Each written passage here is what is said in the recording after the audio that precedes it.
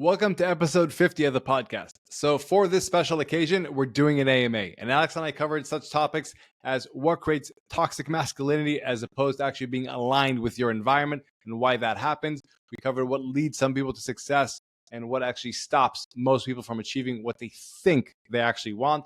We covered what are some of my favorite books, some of my mentors and what they taught me, as well as some of the biggest epiphanies I've had through coaching and how it helped others and also help myself. We had a lot of questions. It's a longer podcast than usual, but there's a lot of gold in it. Now, before we get in, I want to just put aside two big lessons I had on why I think we got to episode number 50. One is the cadence in which we actually put out episodes. So we only put out an episode once every 2 weeks, which means that this is sustainable. It's not something that's always top of mind. I have to do one new one each week. And because of that sustainable pace, we've been able to get here. Now, with that also, people always ask me, oh, you've been doing this for a while, so you don't feel pressured around it. And I want to first off say that's not true. Every time we put out an episode, I still feel the pressure to perform and do things to a certain standard. And I think a big part of why I've been able to keep doing this because I just accept that pressure is going to be there. I don't think it's anything wrong if I feel a certain pressure or a certain desire to do this, or what does it mean? Just accept it's part of the game. You put out content, people are going to say negative things sometimes. You're going to feel a pressure to do it at your best, and it's going to be a little bit overwhelming at times. That's perfectly fine. And I think those two main things, the cadence and that acceptance, this is going to be a challenging process to put out a lot of podcasts and do things well, is why this hasn't actually been overwhelming. It has been part of the game that I've been happy to play, and I appreciate all you guys for being with us until episode 50 so far. All right, so the first question is from Jace, and Jace's question is, Idema, I'd love your take on masculine versus feminine thinking and decision-making in the modern world, and how this is playing out in our relationships and the lives of our kids. In the last year, I've been more in tune with women complaining about weak males. Statements like there are no men anymore. Yet many men complain that it's hard to be their true self, worried about being cancelled for toxic masculinity. What's your thoughts on that? Okay. So first off, kind of how I'm going to answer a lot of these questions. And this is actually going to go into a later question that I saw that somebody asked, who are my exemplars? So one of the biggest lessons that I learned in Jiu-Jitsu was nothing at all about Jiu-Jitsu. My coach in Brazil, he's a 9-time world champion. He's a phenomenal teacher. And I remember one time I asked him a question like, Hiko, I keep getting stuck here. What do I do? And he's like, oh, that's not the right question. The right question is, what did you do 3 steps ago? And it was a very interesting example of somebody not accepting my question. He's like, there's a better question to be asked, and I think you're not seeing it. So with a lot of the questions what we do today, I'm going to try to understand what's the real question behind it instead of just answering on a surface level. Sound good? Sounds good. Cool. So in the last year, I've been more in tune with women complaining about weak males. There are no men anymore, yet many men complain that it's hard to be their true self, worried about being canceled or toxic masculinity. Basically, it's like if you're putting yourself in a position where you're required to act in a certain way that you don't want to act, you will be miserable. Now, if you're in a certain construct, whether it's a space of work or whatever it may be, where you can't be your true self and you feel like you have to shield up and act in the way they want you to act, yes, you're not going to be happy. And if you're not going to be happy and everyone can tell you're miserable, that's probably not very attractive to other guys around you, to other women, and that's what it is. And I think a lot of it is recognizing you can still craft out your own space in the world. It's like, yes, there is this big flow of everybody needs to soften up, and let's empower everybody for the sake of empowerment sometimes. Like what happened, we saw with Harvard just a couple months ago with the president, all that kind of stuff. I think once people step up into what they want, in the way they want to be like a strong man, whatever they want to call it, it will attract the right tribe. Some people will absolutely be mad at you, will think you're a jerk, whatever it may be. But if you give yourself the permission to do what you think is the right thing, and again, with integrity, with everything along that, you'll attract the right tribe. And that's something that I genuinely believe in. I think most people just think like, oh, I'm just stuck, I'm trapped, so I can't be myself and I have to be more feminine or whatever it may be. You can if you want to stay in that environment. However, if you recognize that you can find a new environment, you can change your behaviors. Does that make sense? Totally makes sense. So your thoughts on this is that people are more likely to be sensitive to the accusation of being too masculine or having sort of toxic masculinity if they're in a role where there's some degree of inauthenticity. So they're putting on a facade which isn't their true self, and therefore they're more sensitive to people's statements.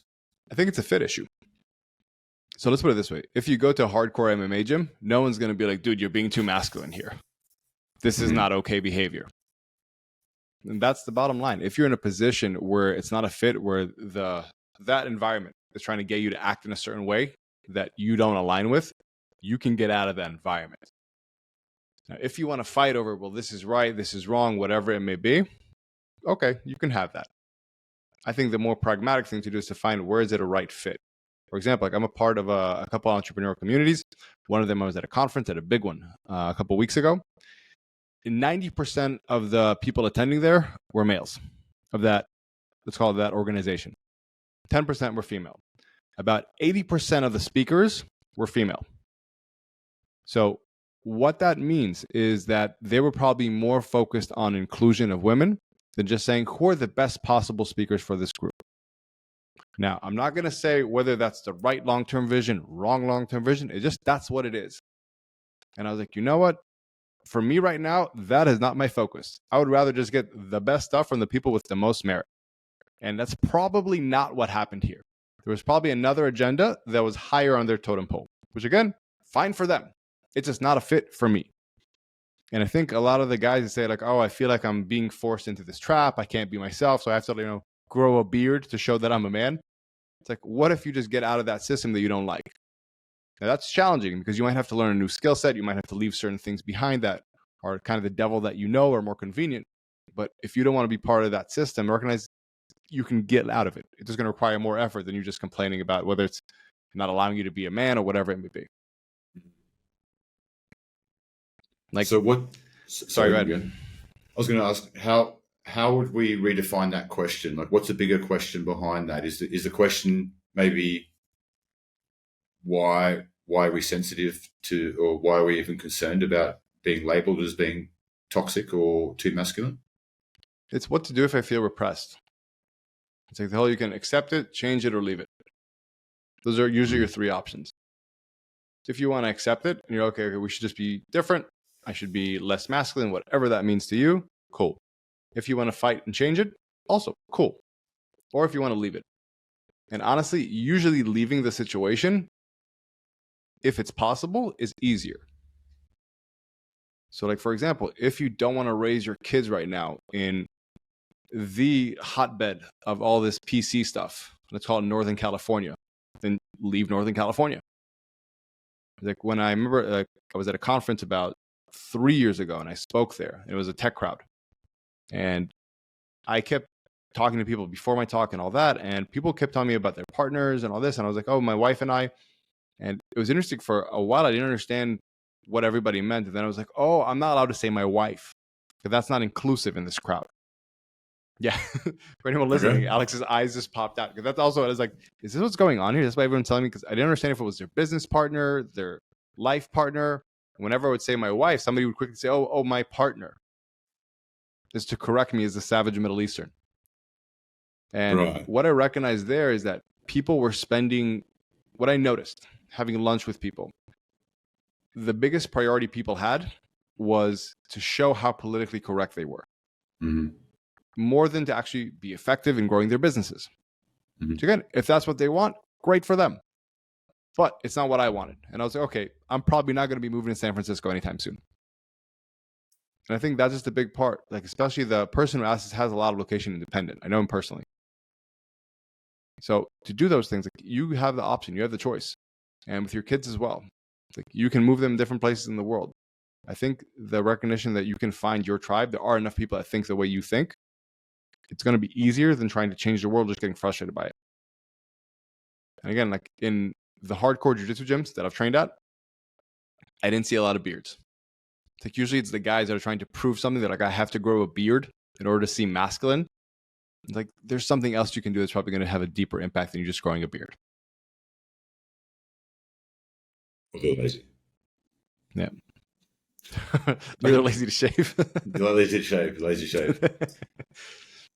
This is interesting. So I've got a personal anecdote on this topic. As I've spent the better part of the last 10 years doing female-specific fitness businesses, having all-female teams, all-female clients. So we're talking about thousands of customers. Yep. And I was the figurehead of these companies. So, obviously I'm not a woman. And in that body of people, only one time was I ever accused of something which, would otherwise relate to being toxic or too masculine. And it was from a person who was never a customer of my company, who I've never met before, but was a blogger and somewhat of a profile in that industry locally, who was trying to make a name for themselves, and basically wrote a hit piece about why my businesses were obviously some hyper-masculine compensation for the fact that I must secretly resent women. And obviously it hurt, because there's a lot of blood, sweat and tears that goes into that business. And I've got a charity which still operates to this day, giving free fitness services to women. But I realized relatively quickly that this person has zero information about me, has made zero attempts at actually trying to find out information about me, yet 100% confidence and conviction in their opinion about me. And actually what they didn't want to do was to have a, either robust or authentic conversation with me to understand either branding or anything else. What they wanted to do was to attack the person who had high profile status, success in the industry, as a way to get those things for themselves.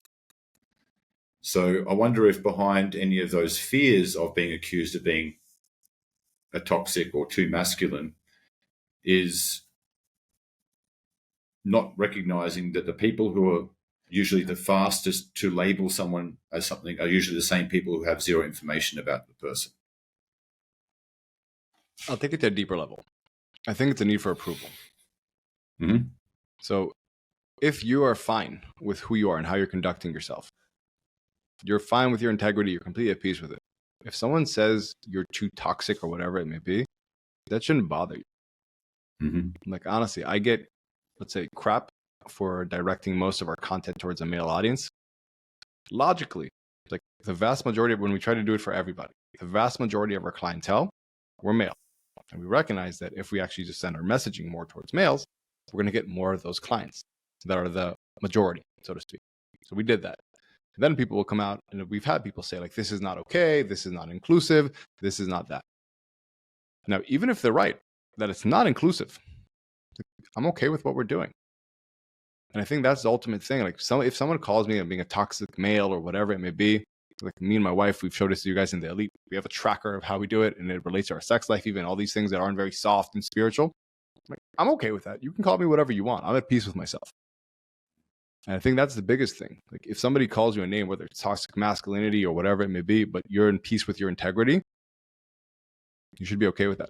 It's their stuff. It shouldn't bother you. 100%. I agree with that fully. And so that's why that didn't really affect me, that situation, even though it was in the media and everything else, because I was very comfortable with what I've done to assist women. I recognize that this person hasn't done any of those things, and this is just simply a cheap shot. And because I didn't have that sensitivity, I gave it no oxygen. Yeah. Yeah. Yeah. And I'll say this last thing with the kids, because you asked about kids. So that's a challenging one, because I know in a lot of schools right now, they try to teach things in a certain way. What's the ethics of what's okay, what's not. And it's like, I think it's just arming the kids with an understanding. And like, obviously I have a son as well that's going to be going to school, arming them with the understanding that we have different thoughts in the house than everybody in the world usually does. That's okay for you to have different thoughts. And just because the teacher said something, it doesn't mean that they're the ultimate authority. Mm-hmm. And basically giving them agency over their own opinions. Like, this is what I think. This is why. That's what your mother thinks. This is why. The teacher that you have in class, she does not hold authority over you. She's a teacher in a class. And yes, you have to be respectful and all that, but she doesn't have the authority to tell you how to think. So just because she says something, it's not, the 10 commandments from God, so to speak. But I think the thing is, a lot of parents, they're not aware that they can have these conversations with their kids. So they're just frustrated, like, why is this teacher the person that I'm, so to speak, entrusting my child to, especially if they send their kids to international schools where they have to actually pay and it's not a public school. Like, then they get frustrated. Because recognize, again, that is what it is. And if you don't want to change it, and completely redo the school structure or like build your own international school, just arm your kid in the ability to deal with it. Again, it's just an opportunity to arm them from an early age with positive critical thinking. Perfect response. Cool. Can we move on to the next one? Yeah, let's move on. So Sam's question was, are there any words or phrases that you try to refrain from using and or recommend that others refrain? More conceptually, you mentioned during the arena not to use self-deprecating humor to soften yourself. That's a passive way to communicate indirectly. This point stood out to me as I've made a point trying to refrain from it. Do you have any other words or phrases or concepts like self-deprecating humor that you recommend staying away from, which you think aren't useful and are or detrimental? Yeah, so great question. So first I'll bring up why the self-deprecating humor. I'm not a fan of putting myself down to make other people feel comfortable. I think that's the easy route, but I think I can actually stay strong and lift other people up as well. It's just a bit more challenging. So one of the rules we have in the arena, for example, is no self-deprecating humor. Do not do that over here. And I think for a lot of the guys, you're taught that especially at these high performers, you're taught that away, like if other people feel uncomfortable around you, then okay, you need to do something about it by making them more comfortable. And the way you make them more comfortable is by making them less intimidated. However, I have no problem just saying, this is what I'm doing, this is where I'm successful. And if you want to do the same, here's a path to do that. I don't have to justify my success by saying, but I'm so bad at that though. But it took me, I barely get it. I make so many mistakes. It's like how it's easier for most people to, that whole saying, it's easier to tear down a town of buildings than to actually build the highest one. Like, I'm not going to tear myself down. And I don't think other people should either. So that's the key concept here of that I never want to tear myself down or shut off my ability to keep growing. And I think a lot of these things become self-fulfilling prophecy. The other terms I have is I really try to avoid as much as possible defining myself. I think that limits me. So saying I am, or I don't, or I can't. I think one of the most powerful words in the English language is yet. Because if I say right now, okay, I can't do this, then that's it. I put a ceiling on myself. I've defined that. That's my limitation. If I say I can't do this yet, or I haven't learned how to do this yet, it changes the whole perspective of it. Same thing with the I am. Like the I am stuff, it drives me nuts. People say, I am an introvert, or I'm not good at this. It's like, okay, if you're happy giving yourself the justification of why you can't do something, and you're willing to have that justification that makes you feel a bit more comfortable with it, limit your growth, okay. But it's going to limit your growth. And you're just saying it to make yourself feel comfortable of why you're not being able to succeed. Because, it's not for people like me. That's why. It's not that I haven't tried yet. I haven't tried for the 1,000th time, even though 999 times before that failed. It's not for me. Okay, so I don't have to have this pressure. Why am I not doing it? I can just put my hands up and say, oh, okay, easy. That's why. Because I'm just this. I'm not a people person. And that's what those are things that I actively try to avoid, and actively also try to make sure that the people that I interact with don't use that in their language, whether externally with other people or internally with themselves. Does that make sense? Okay. It does. So I understand this question from two perspectives. One is self-deprecating humor, and the second one would be, maybe we could call it absolute statements, like I am, fill in the blank. Maybe if we go in reverse order, do you feel that the absolute statements, the main issue is that they're just not accurate? There's context missing. So a statement like I'm an introvert seems... They're just ineffective. Sorry to interrupt, but they're just ineffective. So what if you're an introvert? If you're naturally more of an introvert, if your goal is to accomplish something where you need to create a network or whatever it may be, it's not going to help you to say that you're an introvert. It's not effective. It's going to help you feel in the moment a bit more comfortable with why you can't do something. It'll help you justify your failures. Like one of the biggest marketing tactics is to justify people's failures, right? And like I think like the 7 pillars, so to speak, that Russell Brunson talked about. So if we give someone a tool to justify their failure and be like, oh, I'm just an introvert, then, oh, okay, I can be at peace now. I guess that wasn't for me. Okay. I just think it's very ineffective. The context, sorry, I'm just trying to understand this better. The context being that this attribute or categorization seems to be holding them back from something which they've determined that they want. Because if I said, hey, I'm a billionaire, I'm healthy, I'm happy, life's amazing, and I'm also an introvert and I like living in a cave, what would be wrong or limiting Nothing about that? Yeah. Nothing. But if it stops you from getting what you want because you use this as a justification, that's when it's a problem. Cool. I think that's where the rubber meets the road for me to understand it is that the context for this is this a constraint in you attaining whatever it is that you desire? Because if it's not, great, have at it. We're all different. Yeah. But if it is, then it's a limiting, ineffective statement on yourself that can be either worked through, overcome. Yeah. Yeah, and it's a great point. It's a great question you brought up. And I think the reason I was answering from that perspective is because that's usually what I hear it from. Somebody saying, I want to accomplish this thing, but I'm just not a people person. I am, but I'm just an introvert. But I just can't do these kind of things. I'm not a tech person, whatever it may be. Yeah. And it's like, okay, cool. You can have that justification for yourself, or you can have results. You can choose. That's really helpful. So that part, like the summary statements, I am, I feel, etc. The context there is if this summary statement is holding you back from attaining the outcomes that you're looking for, that's where it needs to be sort of falsified and discarded. But if life's awesome and you're kicking goals and that's the way you are, great. Yeah, absolutely. And then with the self-deprecating humor, I just want to challenge you on this. Is there a situation where you would feel that it's not, I'm forgetting the exact words that you used, but is there situations where you feel that self-deprecating humor could even be beneficial? I have not experienced it. I've not experienced. Okay, so let me put it this way. Of course, it could be beneficial. Is it the best way to go about things, though? So basically, if there's a bridge between I'm trying to speak to someone and they feel intimidated, and if this level of intimidation is still there, I'm not going to be able to get a message across or help them in any which way because they're just too intimidated. Using self-deprecating humor might make them feel more at ease.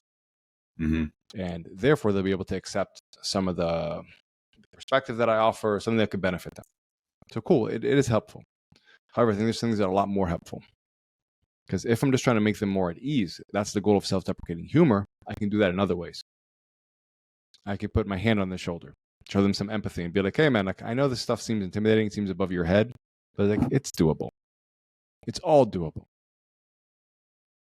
And I think to be on the other side of having that kind of, and I've seen it, I've done this at conferences, but people come to me after a talk.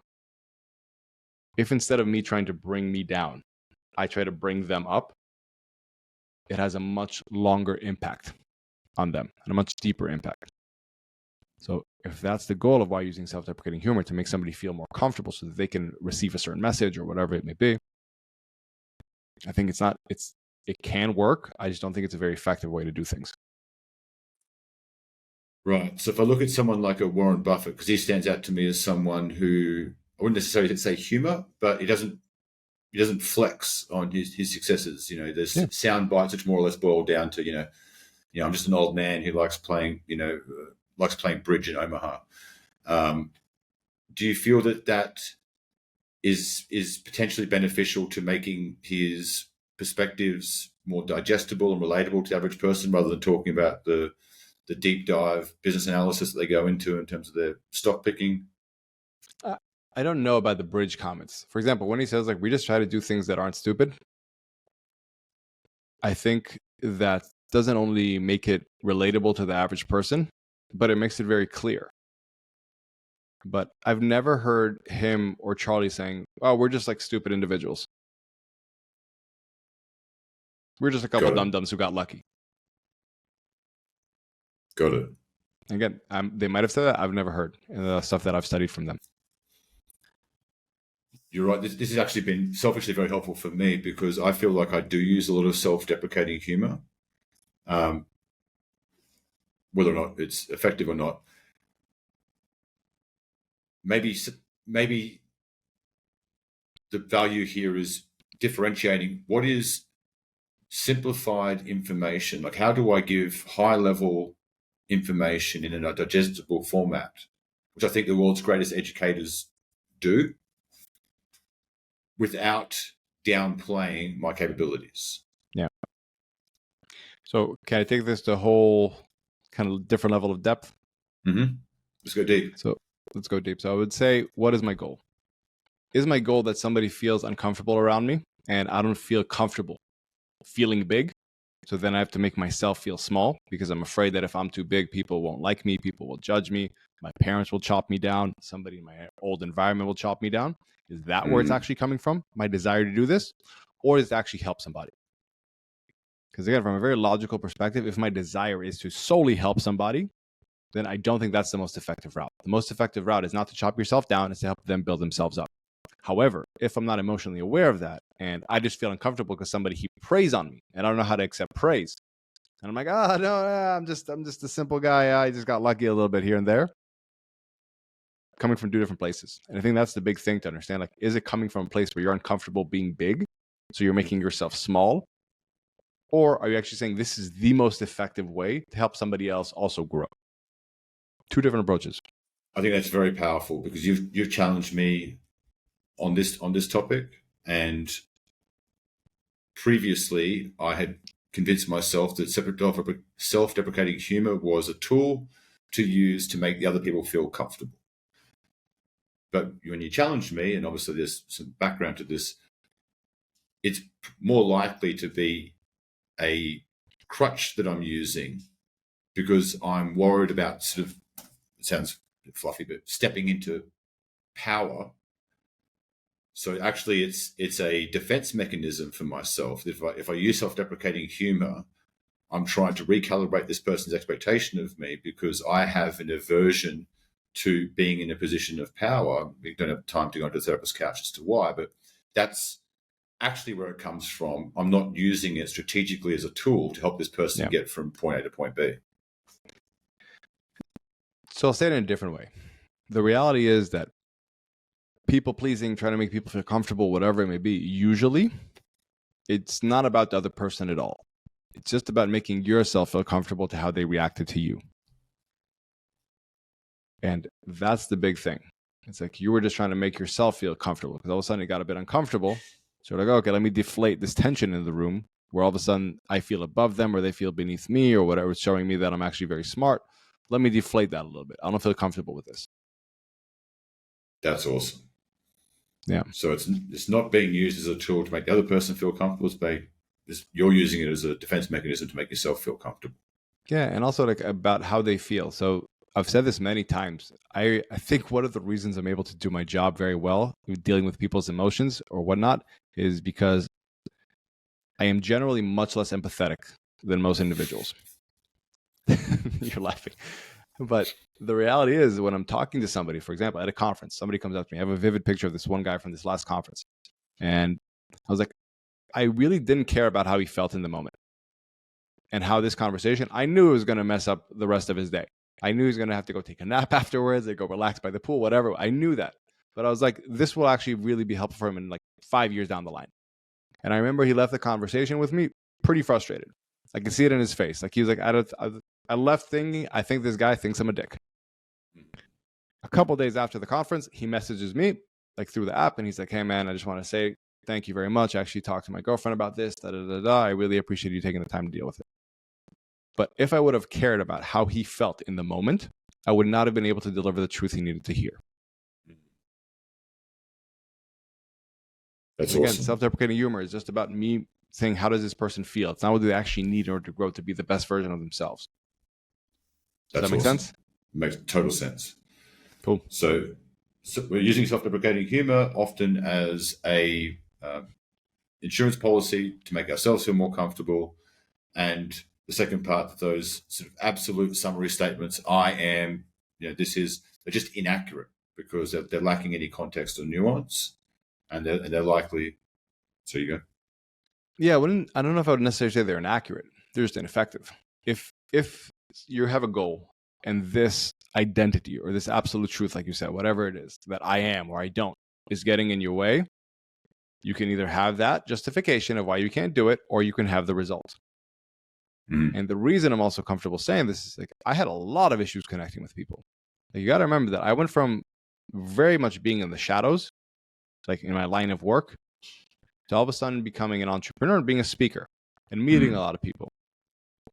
It still feels uncomfortable for me to go to conferences and to interact with a lot of people, especially after they hear my story and they know who I am and what I've done. It doesn't feel comfortable. I get a lot of internal resistance when I do it. However, it's the effective thing to do if I want to achieve certain goals of mine. One of them external to grow the business, but two, internally to also get over that kind of exposure therapy.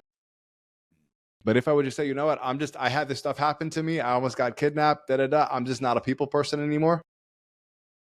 I can have that excuse. It'll probably make me feel more comfortable in the moment, but I don't think it'll help me grow. And I'm okay with in the moment, in the conferences, and also the days afterwards. Usually I just need a couple days to myself to kind of readjust after that because it's a lot on my system. I'm like, every time it gets easier and every time I get better. Just which one do you want? That justification or the result you're after? You get to choose. Awesome. I think both this question and the previous question, what you've helped me understand is that this relates much more about how we internalize or view the external rather than making judgments on other people. So whether it's the self-deprecating humor or it's a toxic masculinity question, really the question is either why do we care or why is this beneficial or detrimental to us? And that's where the real value is to look as to why we actually want to know the answers to these questions as opposed to giving a sort of simple response. That's really good. I think the quicker we can understand we're selfish beings, the easier it is. Like, that's just what it is. I remember I was in another conference, and afterwards we had a big follow-up Zoom call, and one of the ladies got on the call and she was like saying this and that. I'm like, why are you doing that? And she was like, oh, because I want everyone to feel good. And I was like, no, you don't. You want everyone to like you. And she was like, like the truth came too deep to her, but that's just what it is. And I think it's just the first step in understanding what's going on. If I understand that I'm naturally wired to be liked by the tribe, then I can recognize, okay, is this something that I want to just let control my life, or is it something that I'm at peace having resistance against? We all just need to understand what actually our wants. We can't say, oh, I'm just doing this for other people all the time. Like, even for me, I care a ton about my son. I love him to death. But I recognize a lot of the things that I want for him are for me to feel like I'm being a good father. It is what it is.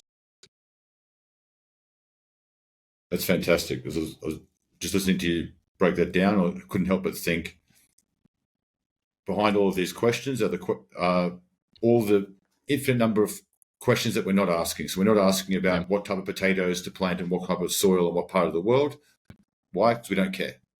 So if you're even asking these questions, it's like, great, why is this question out of the infinite possibility of questions important to you? Let's work out why that is, and then why this question might be sort of holding you back from achieving that. Great way to say it. Yeah. Great way to say it. All right, on to Tom. Let's go. All right, so Tom's question, in your journey as a coach, what were your biggest evolutions or aha moments and learnings? And a follow-up would be, who are your exemplars? So what were your biggest lessons and who are your exemplars? That's such a good one. There's so many. One of the biggest lessons was to try a lot of things in order to find out where I can add unique value. So when I just started out and I kind of got pushed into coaching, it happened by accident. I just gave a talk about my experiences and some people asked me hey, can you coach us on mindset and business? And at first I was trying a lot of things. And my whole perspective on it was this is just going to be a time where I'm going to do a lot of volume. I'm going to have a lot of one-on-one clients. I'm going to try a lot of things to see what are the things that really click. And all of a sudden when I noticed, I think I have a unique skill set of understanding how people's mindset works and being able to deliver that in a very linear process of how to get over certain things. And click with one client, we're like, oh, you just have these blocks around making money. So if you just remove this, your business 4X's in a month. Wow, that was pretty wild. Okay, who else can I do this for? And my biggest lessons was that after doing that volume and finding my thing, to niche down into it. Like, I don't try to be the guy that helps people that aren't motivated to get motivated. Like, I'm very clear on who I am. I'm the guy that if you're very driven, you hold yourself to internal high standards, but you feel all this resistance to doing the things that you want to be doing, that you know how to be doing, I will help you. And we'll do that not in a fluffy way, not in a woo way, but in a very linear and a practical way, very logical way. And for me, coming to that realization of what I do, that was my biggest aha. I think exploded the business and so on. And my learnings on top of that is that different people need to be coached in different ways. Now, you can either learn 1,000 different methods of coaching for different people, or you can just say, this is the way that I'm going to coach. So let me attract these kind of people that want to be coached like this. And that's, I think, been the two biggest keys for the success of the business, so to speak. I'm not sure that's the real question he was asking, though. Do you think there's something else there? I feel like what he's looking for is like an example of maybe, you thought you should be going left and then the market determined you should be going right, or that you've had a change of direction, change of opinion, your perspective of what you were previously doing wasn't either in alignment, wasn't effective, and you've pivoted, and then like, what was the thing? What was the sort of turning point? So I'll answer it in a bit of a different way. One of my biggest aha moments was that everybody has such different context to what they say. So that I can't coach people from what my perspective is and what they were doing. So we had one guy go through the arena. I think it was maybe the second or third rendition of it, like back in the day. And he was saying that he's in a place in life where his agency is just on amazing autopilot. He has all this passive income coming his way, and he's just kind of now trying to figure out what to do with his life. And it was kind of clunky throughout the program with him. He wasn't really bought in, and I couldn't really understand what was going on. And afterwards, I found out that his agency that he was like set was doing 8K a month. I naturally assumed, okay, you're at least doing like 50, 100K a month, whatever it may be. Because an agency doing 8K a month is going to churn down to zero pretty quick. But I just realized that I put my assumption and perspective, and I would only say it's doing this much, like it's this successful if it's doing this much. And I put my perspectives on him, and therefore I wasn't able to coach him. So one of the biggest things that I have now with coaching and just general conversations, I try to avoid assuming that I know what they mean when they say something. So if you were to say, I'm having a hard time, okay, what does that mean to you? What is actually going on? What is the actual facts, not your interpretation of them? And I think that's a crucial piece, not just for coaching, but for communication, period. That we jump to assumptions based on how we would interpret a certain situation. So we think, okay, this is actually their situation. But it might be completely different, but they're just interpreting it in a certain way. I've got two inputs here that I'd love to get your feedback on. One is, I've got some small insights into what led you to this point, but not comprehensive. The first one will be how you actually became a coach in the first place. Now, obviously, there's elements of teaching and knowledge transfer in your former life, but from my understanding, and correct this quickly if I'm wrong, you went into sort of digital marketing, and it was sort of, hey, I'm going to move into sort of advertising marketing, and people are going, yeah, you should shut up about the marketing stuff. Tell me more about these mindsets and behaviors and perspectives. So it's almost like you had the thing that you thought you were launching, and people said, yeah, we don't actually care about that, but there's something incredibly unique about you, which might have prompted you into coaching. Is that more or less how things played out, or am I missing? No, so to kind of give the origin story. So in 2014, I just won a big Jiu-Jitsu competition. And then my now wife, then girlfriend, wanted to go out to eat somewhere, go somewhere to eat. And we were like, okay, let's go to this like pretty basic sushi restaurant. And I realized, like, man, this is too expensive for me.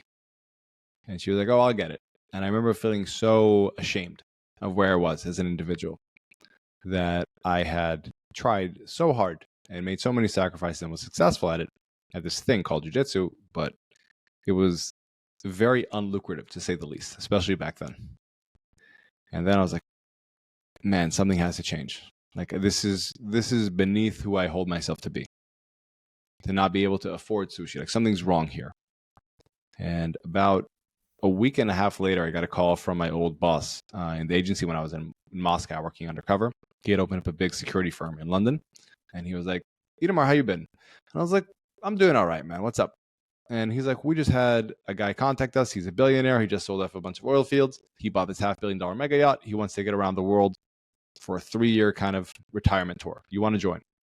And I was like, yes. And like, even before he said, like, your salary's going to be bigger than I ever was in agency, but I did it. Like, yes. And then I did that. And it was cool at first to be making a bunch of money, but it wasn't sustainable for my relationship. You were working a 1 month on, then you get 1 month of paid leave and a plane ticket to anywhere you want in the world, which sounds really cool, but it's not a sustainable way to have a relationship and to have a life.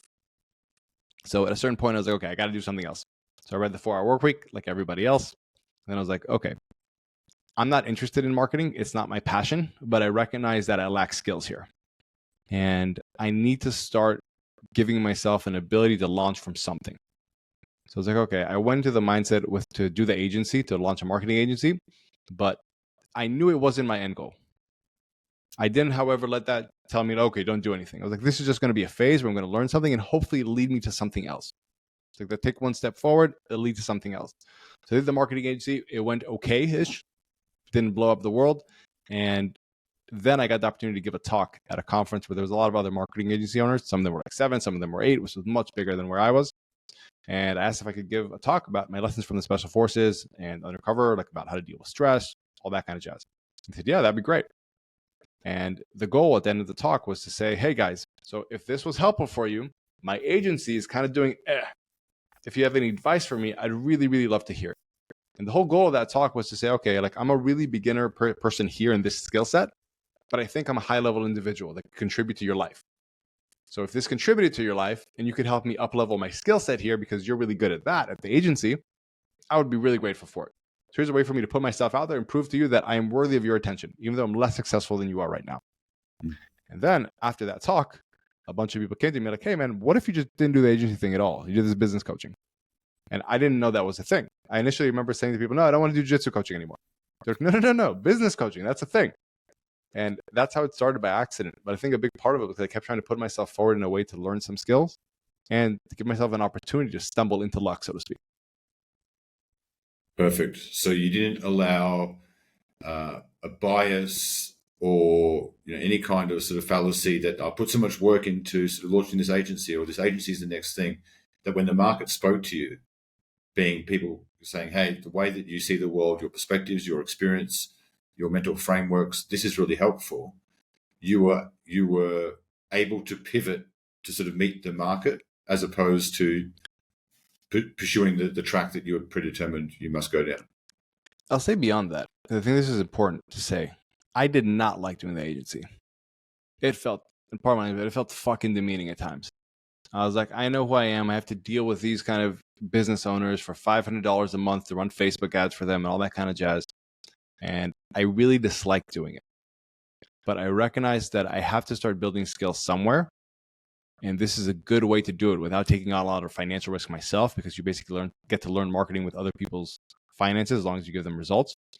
And I really disliked that. I really disliked my job at the agency and like doing it. I really, really did not like that. So when a better opportunity presented itself, I was like, great, this is exactly why I was trying to build this stepping stone. And I remember that afternoon, after I gave the talk, I already had in my head, okay, we're done. Winding down the agency, like, let's do it the right way. We're going to wind it down with it ethically, but I'm on to this next thing. Like, this served what it was supposed to be. It wasn't pleasant, but it absolutely served it. Because if I wouldn't have built up that agency, I wouldn't have been able to give that talk, which would have given me that opportunity. And I think beyond being receptive to the marketplace, I just put myself in a position to do something that I didn't like that could provide a stepping stone to possibly, hopefully, something bigger, which it did. Amazing. I think that's very helpful, because I think a lot of people, that have been elite performers in one domain, and your previous life is right at the tippy top of that list in terms of incredible performance. The amount of people that can do what you have done is very, very limited, but the applications of those skill sets in normal civilian life is relatively limited. Yeah. And so then how you then found your natural alignment wasn't by sitting in a closed room thinking about it. You started taking steps down a path that you thought you would see through, and along that path you were then deviated into what really worked out. I think that's really helpful, because people like me more recently have sat on the sidelines trying to the analogy I've used for myself is I'm trying to work out the right path, and I'm thinking 18 steps ahead and doing all this analysis paralysis stuff. But what I've realized is that I'm trying to analyze the right path metaphorically while standing on the outside of the forest and staring at the forest. So that's never going to play out. I need to start taking steps, and I'll iterate and I'll pivot when I'm on a path, like your example of launching the agency, which led you to something else, which then found your natural calling. Do you think you've accepted the dip that you're going to have to take? Yes. Because that's the biggest thing, man. I think people aren't willing to accept a certain dip, whether it's in their finances, their ego, their sense of self, whatever it may be. So it's like easier just to stay on the sidelines. Like I would see so many people in the counterterrorism industry, in the private security, whatever you want to call it, that were so miserable.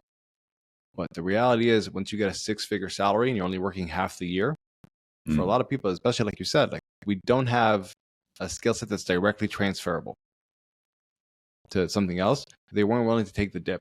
All of a sudden, like when I started agency, my salary plummeted to 0 at first. My ego plummeted as well, like having to deal with people, with like small business owners that were just a hassle to deal with for $500. I remember feeling so frustrated. I felt like this is beneath me. But I was like, it's not beneath me, because this is actually what I have to do if I want to get to the place where I want to get to. And that's what I had to keep reminding myself. My wife kept reminding me as well. It's like, it's just a phase. And I think most people, they're not willing to accept their dip, to their ego, to their finances, or whatever it may be. And that's why it's more comfortable just to stay where they are right now. So it's that clinging to the old identity of I'm a secret ninja that does secret ninja stuff. Because I can see a lot of value to these feedback you're sharing for, say, retired athletes. Yeah. If you've been a stud athlete your whole career, you got the profile, etc. The day after you retire, what next?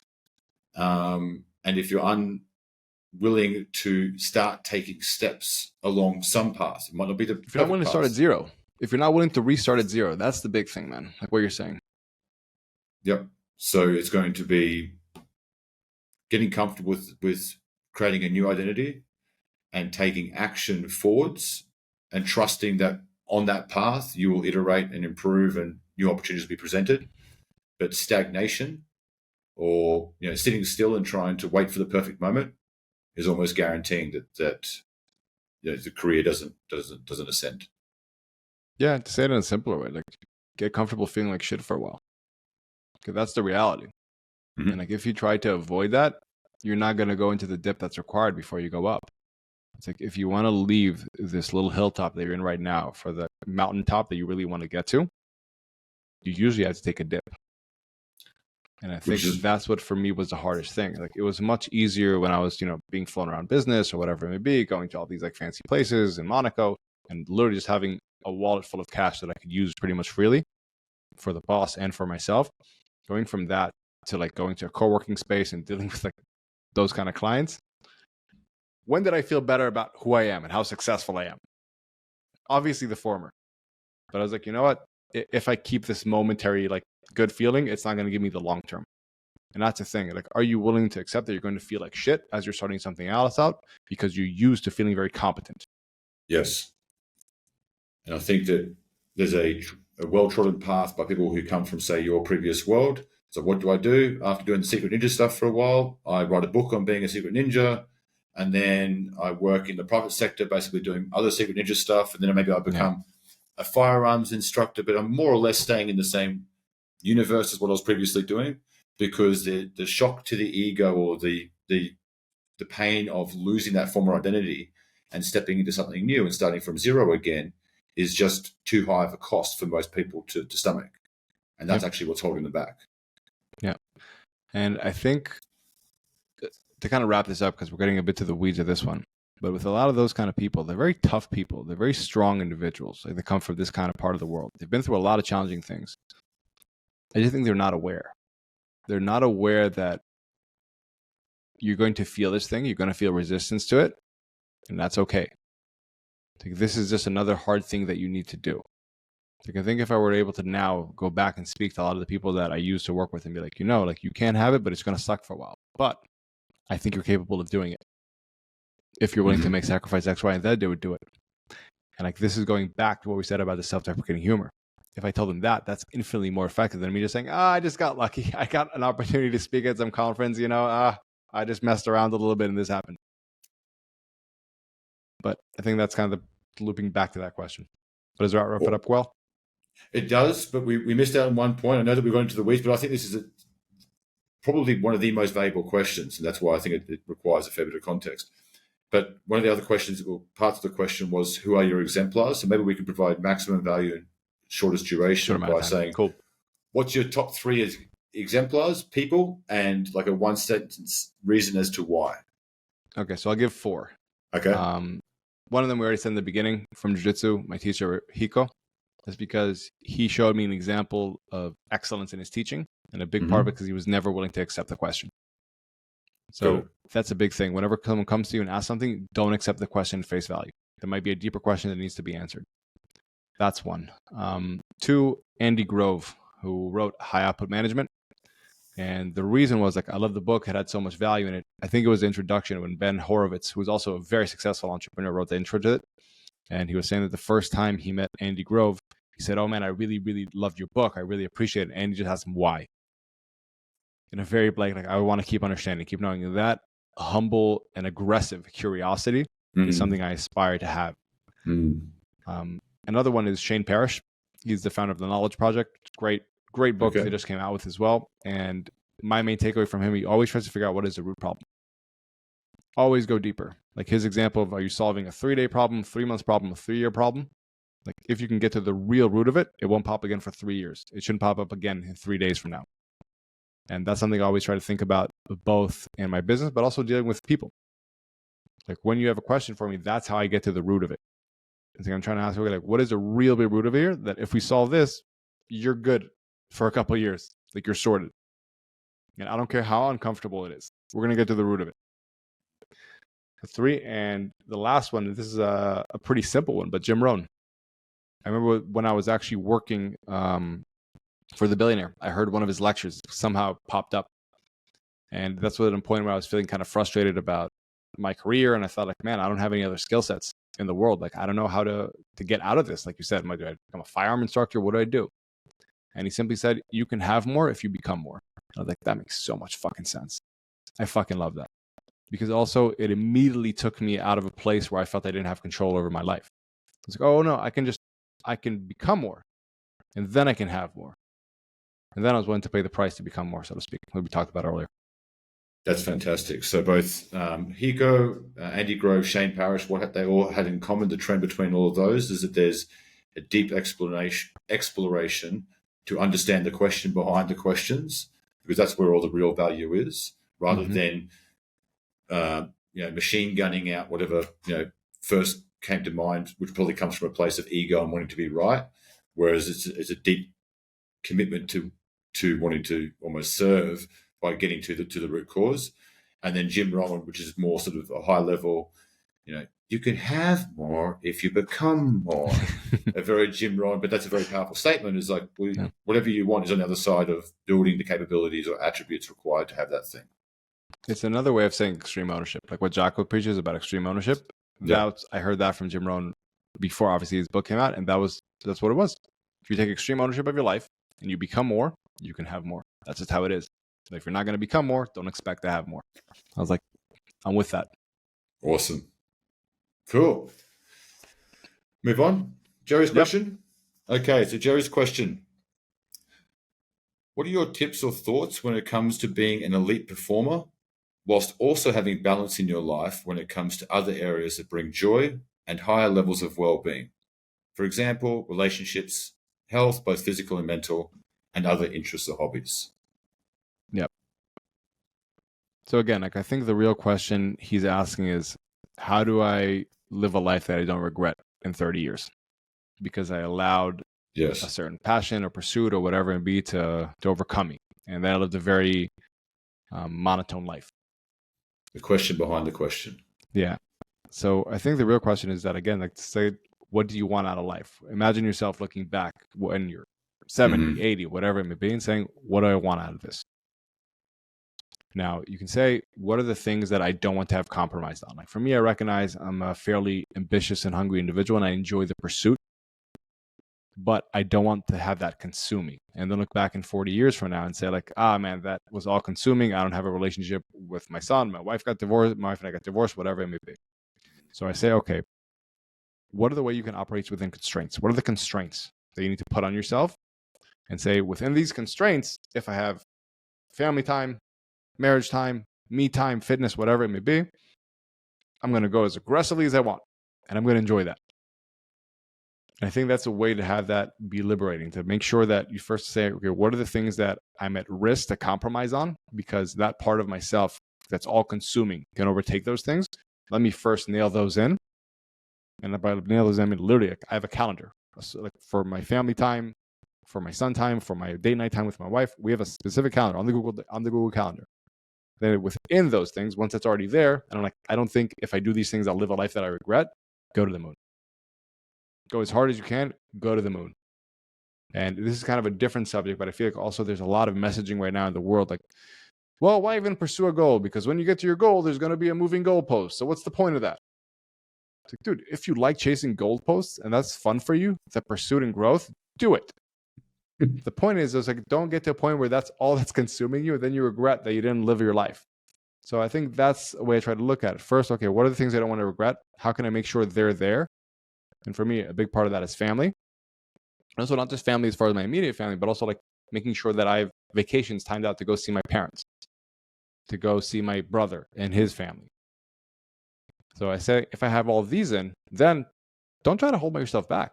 Go for the moon. If that's what you enjoy pursuing, go for it. Like I was at another conference a couple of weeks ago, and they had I think his name is Chatri, the guy who owns 1FC. And you could tell his whole vibe, he was there as a speaker, and you could tell his whole vibe was like, if you're on fire and you're enjoying it, find more people that are on fire and get after it. And I was like, I like this energy.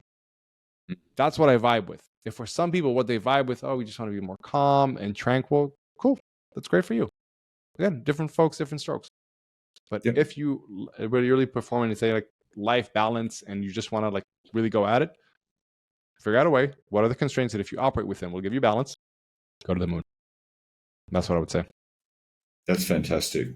I couldn't help but think of an analogy before when you were talking about the people, saying, well, what's the point of setting a goal? Because once you reach it, there's going to be a new goalpost.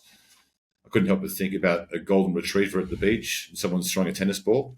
And the golden retriever, if it could talk, would be like, what's the point? You're going to bring it back. All you do is throw it away again. It's like, that is the point. Like, you're going to throw it, so... I think it's become this very like philosophical high ground.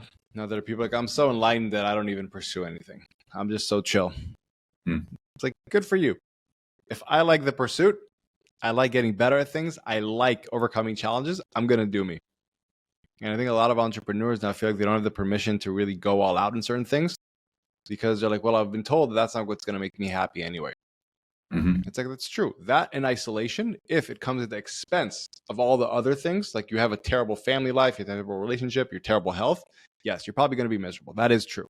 If you sacrifice all of that for this and it consumes you, dangerous. However, if you can lock in these things in place and you say, this is a fun game for me to play, like with the retriever, like go fetch the ball, run as fast as you can, enjoy it, have fun.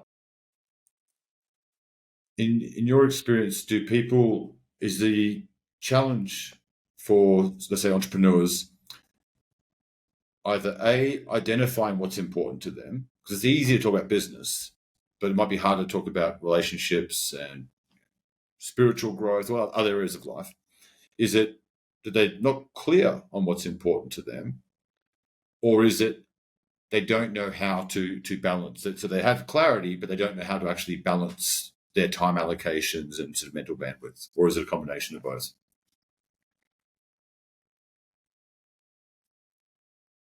So if the question is why are they more inclined to do so, I think it's because it doesn't actually give them as clear of a reward.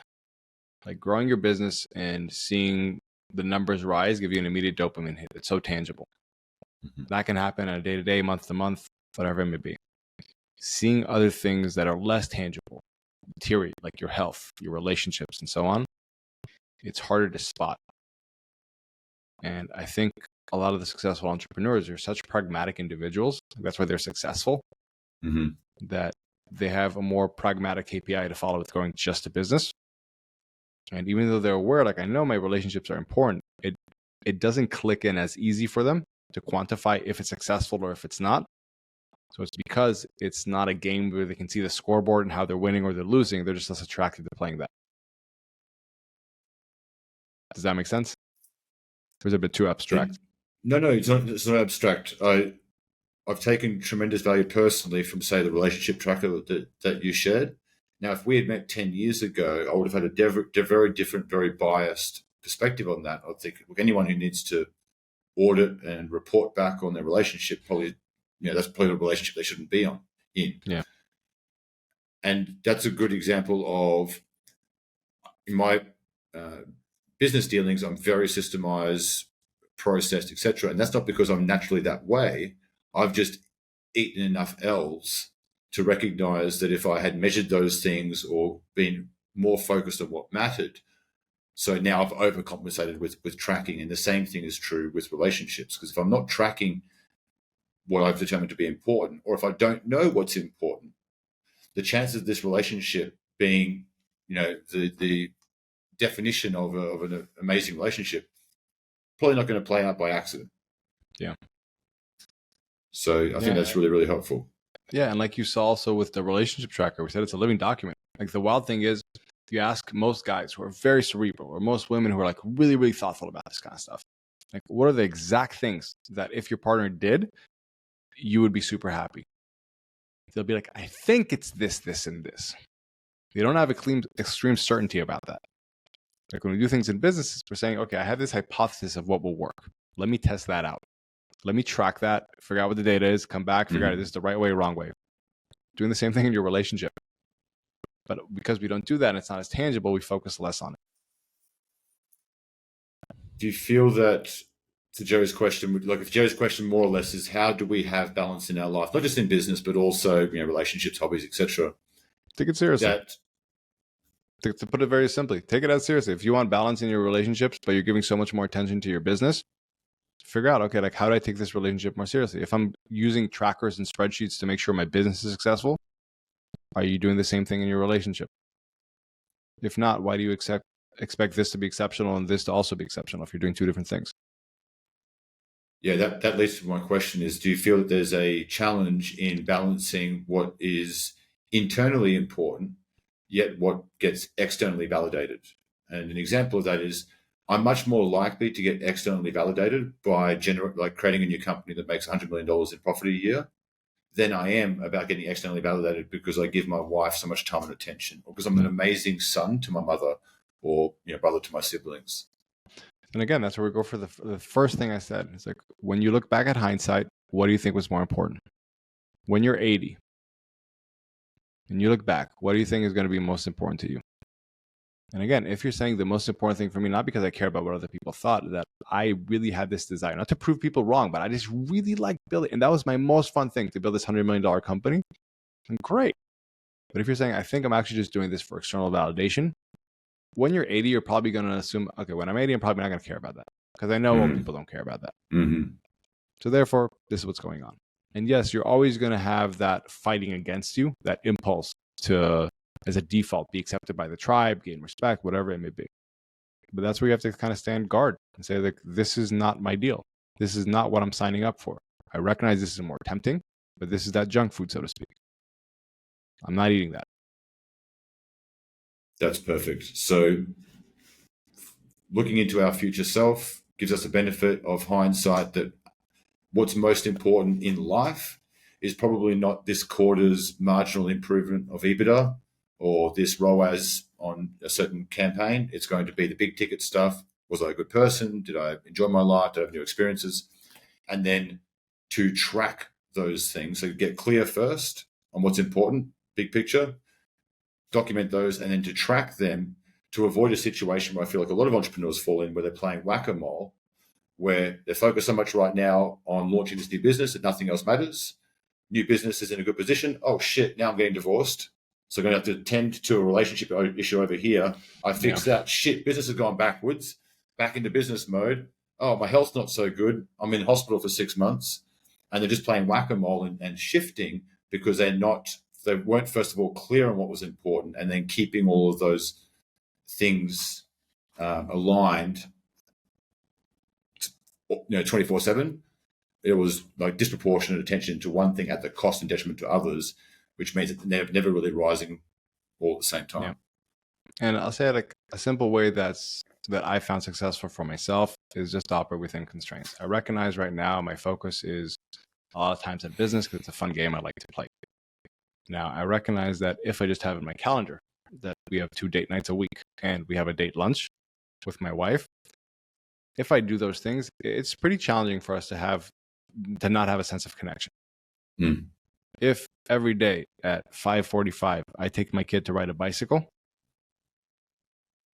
and we just do that every day, it's like there's obviously things where I interact with him a lot aside from that, but if that happens, okay, I'm probably doing well at this. So I just put those things in my calendar that force me to say, okay, if I'm doing these things, it's going to be hard to mess it up. Perfect. It's quite simple to get clear on what's important, measure what's important. Yeah. Awesome.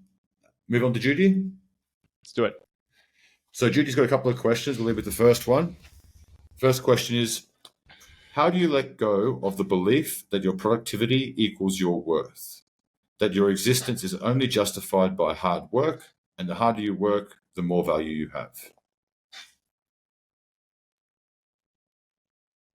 I'll answer it in a different way. It's like you have to define what your worth is. It's such a weird, vague term. Like, what am I worth? What's my worth? It's like your worth to the marketplace is different than your worth to your family, whatever it may be.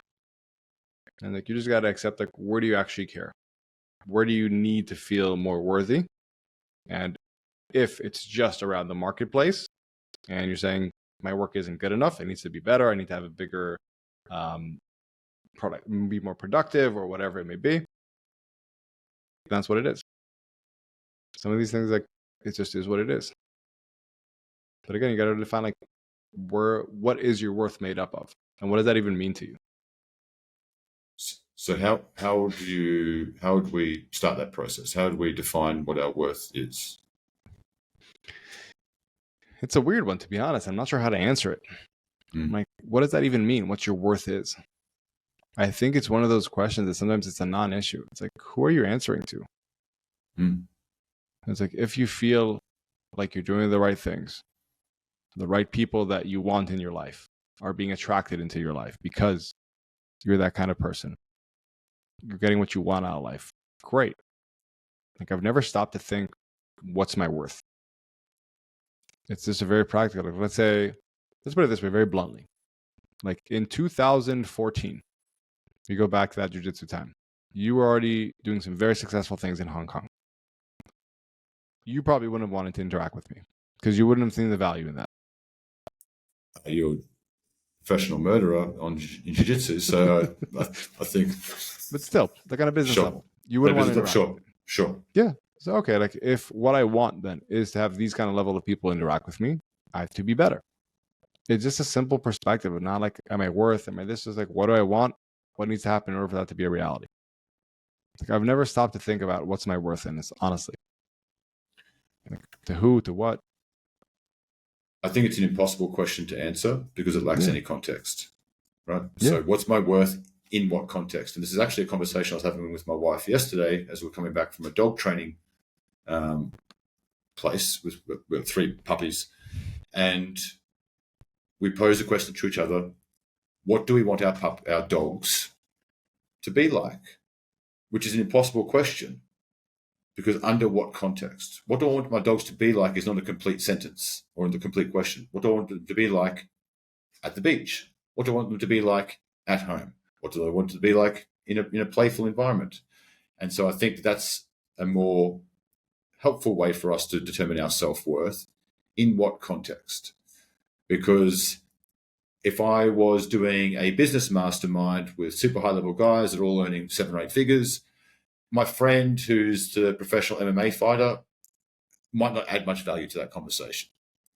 But if we're in a bar and a fight breaks out, my friend who's a professional MMA fighter is a great guy to have on the team.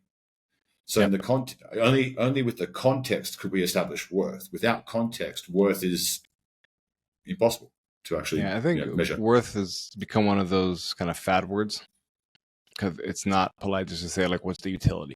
Like the MMA fighter, high utility in a bar fight. Business mastermind, lower utility. Now it's like, again, and if I want these kind of people in my life, I have to be of utility to them. It's like, I remember there was another guy that he was in the arena, and one of his beliefs, I don't remember exactly what it was, but he changed it to that I am absolutely worthy of unconditional love. I remember asking him, like, why do you think you're worthy of unconditional love? Why do you deserve unconditional love? And he was like, what do you mean? Because you can tell that's what he was taught, that's an empowering thought. I'm supposed to be worthy of unconditional love. It's all conditional, dude. If you are a horrible human being, do you think a horrible human being who does all the wrong things, even though they're given all the advantages, whatever it be, they're worthy of unconditional love? He was like, no. And I could just tell that, like, when I told him that, like, his brain kind of like popped open. It's like, it's about being of utility to other people. Like, Schwarzenegger put out that book recently, Be Useful. That's really what it is. It's like, if you want certain people or certain things in your life, be of enough utility, you will get them. It really is that unmagical and practical. That is so helpful. Rather than defining it as self-worth, let's define it as utility. Yeah. And statements or like things. I find that phrase "unconditional love" as being one of the stupidest phrases that's ever been put together. Because no, it's all hyper conditional, and actually, all the value is understanding under what conditions. Yeah. If I love you as a friend, it's conditional because of this exchange or this relationship. This is how it benefits me. Hopefully, this is how it benefits you. Great. But if you went and murdered a bunch of 5-year-olds at a preschool, that love as a friend is immediately ceased. So it's hyper conditional, and actually understanding the conditions is where the value is. So utility rather than worth. That's great. Next question. When working through the questions in your 6-week program, being the arena, follow the links below to apply.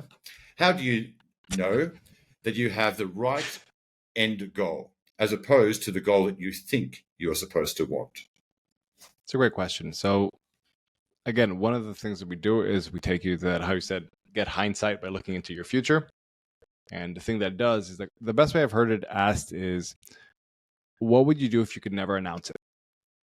If nobody could ever know about it? Mm. Because all of a sudden that takes away, like, all how you said, like, well, I want to build this to impress other people or whatever it may be. Mm. Now, the reality is usually once we shed that social lens that people usually see the world through, if we figure out if it's not the right question, a much better goal, an end goal. And it tweaks the way along the way. Like, I think, again, it's the whole, like, put one step in front of the other, one foot in front of the other, keep moving, the path reveals itself. So then I keep reading, the path reveals itself. Like, start out with something, you recognize, okay, this is where I want to, this is this direction. I now see this is the direction. Great, start walking there. When you're walking there, you're clarified, this is the exact mountain. Okay, great. How do you find the exact trail to that mountaintop? And a lot of times people think you have to have this end goal before you start. This super clear. It's like, get a sense of direction by saying, now what do other people want? How do I want to press? What do I really want for myself? Start walking it, clarify more things. You'll figure it out. The path reveals itself. And it's like, if you're not going anywhere, you're definitely not going to find your direction. If you're willing to explore, you will find it. That's awesome. So every great explorer in history didn't necessarily know the destination, They just knew that they were chartering into the unknown. Yeah, I think they had a sense of like, I want to discover things. They got from there. And that lens of either external validation or sort of social approval, how common amongst entrepreneurs that you work with do you find that lens appearing? I would answer it in a different way. I think it's just part of the human condition. We're wired to that. We're wired to be in tribes. In order to survive 100,000 years ago, you couldn't do it by yourself. And you also couldn't switch tribes. There wasn't an opportunity like, oh, I'll just take a flight somewhere else. I'll find my exact crew of people that think like me. We just have this one tribe, and we have to fit in for our survival. And something that's still wired into us. And again, it's one of those things that if we're not aware that it always is there, it's going to keep messing with us. Like if you're not aware that there's a little bit of less air in your front left tire, you're always going to veer to the left. But if you can recognize this is just part of this car that I have and I can correct for it, you can go straight. So it's not with entrepreneurs that I work with, it's with everybody. Awesome. Next question was, how do you stop sabotaging yourself and give yourself permission to achieve more? So it's not about necessarily giving yourself, what I've seen, it's not necessarily about giving yourself permission. It's understanding there's a fear of why you're not going to the next level. That either you think you can't handle that next level of success, of building a bigger business, a team, or whatever it may be, or that you're afraid you lose love from a lot of people or lose approval, again, from the tribe, if you overachieve what they do. And the amount of times that people come with a fear, like they self-sabotage because of them thinking if they succeed, it will mean X, Y, Z about the people that they have around. Mm-hmm. And I just tell them, listen, go have a conversation with that person today. Talk to them about this today. And they come back after 2 days, like feel like saying, oh man, I feel like I just have a weight off my shoulder that I never knew I had. And this is very common with a lot of the guys with their father. If they're going to surpass their father's success and they don't really know how to talk about it with them, finances are already doing so much better than their father ever did, whatever it may be, it makes them feel uncomfortable. And that discomfort creates a kind of ceiling where they put on themselves. Like I can deal with this level of discomfort, but not over that. So I'm going to keep myself here. The thing a lot of times is figuring out like, what's the fear of why you don't want to actually do better? It's like, you're not trying to self-sabotage yourself. You're just afraid to do better. So asking yourself, like, why am I afraid to do better? Figuring that out and then resolving it goes a really long way. So it could be fear of success. So it's not necessarily fear of failure, fear of success. Do you also come across people who have a fear of failure? And the context here is that there's some kind of sabotaging behavior or perspective. Is it possible that they believe that the pursuit of attaining whatever it is they're working towards is guaranteed to failure? Because they've read quite too many business war stories. So if I sabotage myself, it's easier that I engineer my failure rather than the market determining my failure. We can get very philosophical on this. There's also, again, they're afraid to succeed to a certain level and then it'll come crashing down. They're like, I can handle this level, so let me keep it at this level. Even though there's so many opportunities out there, let me keep it at this level where it's sustainable. Mm-hmm. And again, so the way I figured out, again, like this is the thing that I want to work on with people's mindsets, specifically understanding their unconscious and removing it, was that, let's call them like client A, that they had a ton of potential in their business. Everything was aligned for them. Like the amount of the size of, let's call it their email list, the offer, everything. But they just weren't willing to actually send out that offer. Even though industry experts told them, if you did this, you're going to get 4x your results. Because they thought if they made a lot of money, that means they're greedy. And if they make a lot of money and people think they're greedy, they won't love them. That's why. It was that simple, that deep, but that simple. So like that's why they kept self-sabotaging and not actually launching the campaigns or launching them but kind of messing it up because they just didn't want to become rich. They thought if they became rich, people won't love them. They'll think they're greedy and they're a selfish individual. So whether it's a fear, it's apprehension of success or of failure, it's still the same thing. It's apprehension, it's fear, But again, it's like, so the success comes, you're afraid that first you'll succeed more and then you'll fail at maintaining your life at that level of success. Whether it's the business that will crumple or your relationships around you will crumple. But it's first you're afraid I'm going to succeed more, so I'm going to like Because if I succeed more, then it will fail.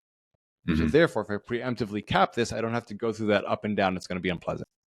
Perfect. Awesome. Thank you. And the last question was, almost all of the people who go through the arena are men. What has been the experience of the women who have done it? So we do women cohorts about once every 2 years or so. To be honest, all the women that go into the cohorts, they say, I just want to be in a group with guys. Literally every single one of them says that. I want to be in a group with the guys, not other women. Now, the reason why we do that is because when the guys are in a group with women, they don't open up as much. And because, again, the guys are the majority of the clients, that's where we optimize the business around. Now that we've gotten that out of the way, because I feel like that's going to be asked if I didn't say that, the experience with women, and again, the kind of women that I work with are, let's call it they're more masculine in a lot of their traits, where they're hyper logical, and they probably are attracted to what we do because of the linear fashion in which it's done. It's not let's call it feminine, like just embrace your feelings, sit with them, see how it's going. But this is what's going on. This is what's inside you. Let's uncover that. Let's remove it. Let's move on. So the experience with the women that I have worked with, also a couple of the one-on-one women that I've worked with, has been great. Some of the women that come into the program need more time to process than the guys, as far as time to be with that emotion. It's like the guys, a lot of times they come in and they say, okay, this is what's going on. We uncover that. And they're like, holy crap, I didn't know I thought that way. They're like, that's wild. That doesn't make any sense. Let's go. In a more robotic way. And the women sometimes I found, again, this is an overgeneralization, but need to mourn something. So they need to mourn like, oh, but this is how I view the world so far. And that's really messed me up. Okay, I need to sit with that a little bit. Make peace with it. Now I can move on. But again, the kind of women that are attracted to what we do, like I've had a great experience with, they've seen great results. It's just that the men make it more difficult. And that's just the way the business is right now. If the business explodes and we have an infinite amount of leads coming from women as well, that'd be something else. Interesting. I've experienced the opposite. So I've had a few female-only businesses as a non-female that had quite significant market success very, very early. And I think that's because I was putting a message or a philosophy into the market that was different. I certainly wasn't the first person to do women's only stuff. So why was mine more successful? And it's because that there was obviously an undercurrent of women who needed a different message. So there was plenty of messages out there of, you are enough, let's hold hands, kumbaya. Yeah. I came in with a different message. No, you're fat. Stop eating like an asshole. Do these things. Do it in this way. And so by a different message, you mean a truth. A truth. And the market responded and said, hey, I want the truth. I want to follow. So I think that the market often looks after these things. And that's where we can cut through the sort of like polarization or sort of feminism or sort of toxic masculinity and say, look, if I'm putting a message out into the market, this is my flag. I'm going to plant it in the ground and say, this is what I stand for. Yeah. Male, female, whatever, people who relate to that message are obviously getting value from it and benefiting from it. You can spin your wheels and waste your time with all the gender stuff, but these people are engaged in a practice which is enriching their lives, and they're busy moving forwards whilst other people are sitting around debating, the pros and cons of this gender sort of politics. So I think that's really helpful to sort of remind yourself of. Because I had the opposite effect where guys would come and bring a dude day.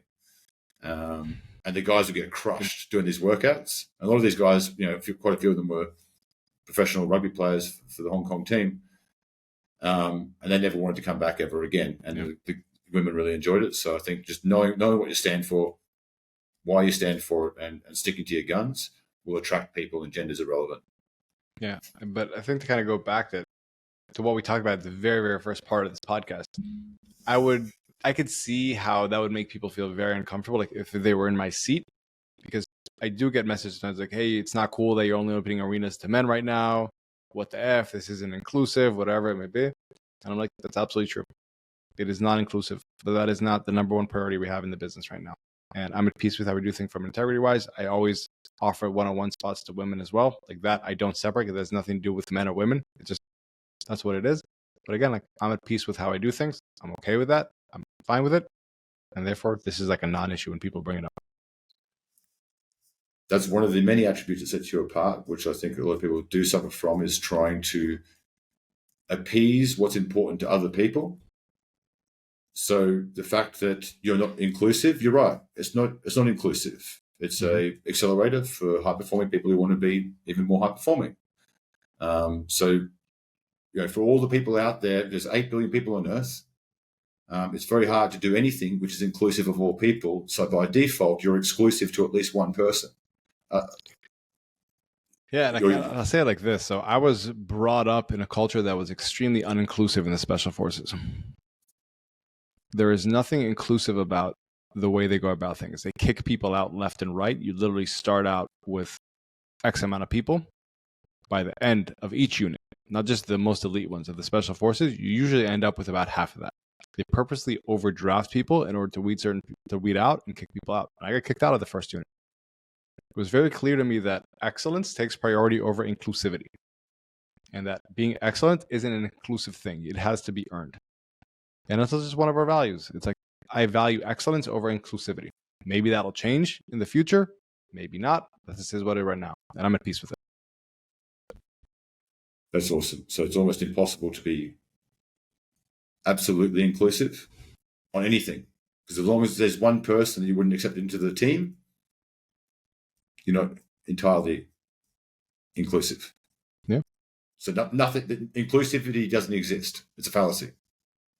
Again, if that's all your priority, then yeah, but again, if you're saying that's the highest priority over excellence, over merit, whatever it may be, cool. If you're finding a way to wed them, great. I haven't really seen that yet. Like even in big corporations, there's always that friction of trying to marry merit with inclusivity. It's a challenge. And right now, it's a challenge that I just don't want to take onto my plate. Yep. I'm recognizing that you're attracting elite performers. Elite performers don't like mediocre people, and mediocre people don't like elite performers. So why would you try to put them all into the same fold? Yep. Great. Dave, this is an interesting question. Short and interesting. Accountability. Full stop. I don't get it. I still have results. Cool. So this was a question that came up in a recent arena, and I wanted to put this out there. And this is exactly what was said. And he was like, I don't really get accountability, because like I don't do certain things, but I still get results. Like he has a successful 7-figure business. And I was like, if you're sitting right here in front of me right now, something is wrong. Like there's a reason we're having this conversation. It's not like everything is perfect. He was like, okay, that's true. And I was like, it's because you do not like how you feel about yourself. And then there was a bit of air that kind of came out of the room. And so like, that's what accountability really is. Even if you can get away, internal accountability, even if you can get away with certain things. And because you have a business with enough leverage in the right market, whatever it may be, you can still get external results, but you don't like how you feel about yourself when you look at yourself in the mirror at the end of every day. That's where accountability comes into play. Because if you can hold yourself accountable to the kind of person you want to be, regardless of the external results, then you will get the ultimate prize, which is not the external results, but how you internally feel about yourself and about the world. And I thought that was such a powerful conversation that he and I had, that I wanted to include this in this Q&A. I think a lot of people don't really get that. They're like, well, I'm kind of doing all right anyway, so what's the point of that? It's about internal accountability. That's fantastic.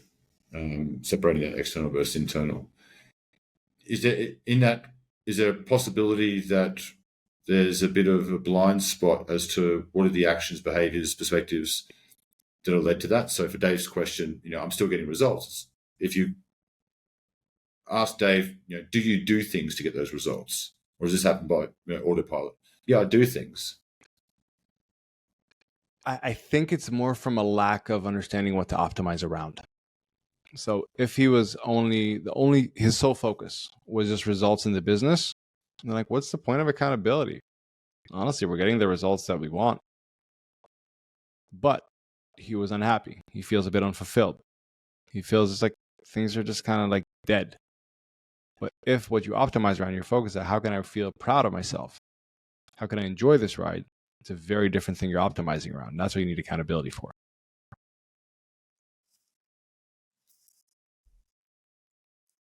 Forgive me if I'm beating a dead horse here, but my understanding is that if there's actions required for that outcome, so the business does whatever, great. Do you do stuff? Yes. Cool. What if you just didn't do any of those things for the next year? Oh no, the business would collapse. Oh, so there is some degree of accountability in what you're already doing. So I think he's playing at a third of his potential. Mm-hmm. That's the thing. The business is getting results, getting good results when he's comparing himself to other people. It's not when you compare himself to who he knows he can be, but he's afraid to step into that. So the moment he accepts that truth, it's not really accepting the truth. He doesn't really know it on a conscious level, but he feels that. And that's where that feeling of like, ugh, life is just kind of like mediocre. That's what it is.